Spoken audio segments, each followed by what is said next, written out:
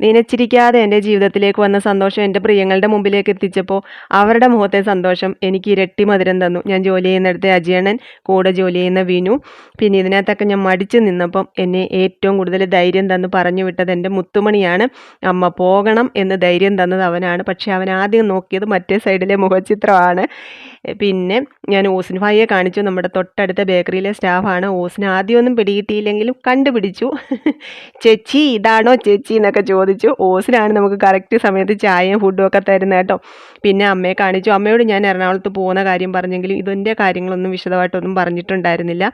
പിന്നെ എൻ്റെ മോനുകുട്ടൻ കണ്ടപ്പോൾ അവൻ്റെ മുഖത്തെ ചിരി കണ്ടോ. ഇതിലൊക്കെ മനസ്സറിഞ്ഞ് സന്തോഷിച്ച് ഒരുപാട് മുഖങ്ങൾ ഇതിനകത്ത് മിസ്സിങ് ആണ്. ഇത് വളരെ കുറച്ച് മാത്രമേ ഉള്ളൂ. പിന്നെ എൻ്റെ മാമൻ, മാമി, എൻ്റെ കുക്കു, ജാനിക്കുട്ടി, കുഞ്ഞനൊക്കെ പേരും എന്നോടൊപ്പം ചേർന്ന് ചിലപ്പോൾ എന്നെക്കാളും സന്തോഷിച്ചു. ഇവിടുന്ന് എനിക്ക് സ്പെഷ്യൽ സമ്മാനം ഉണ്ടായിരുന്നു, നല്ല മധുരമുള്ള ചക്കര ഉമ്മ.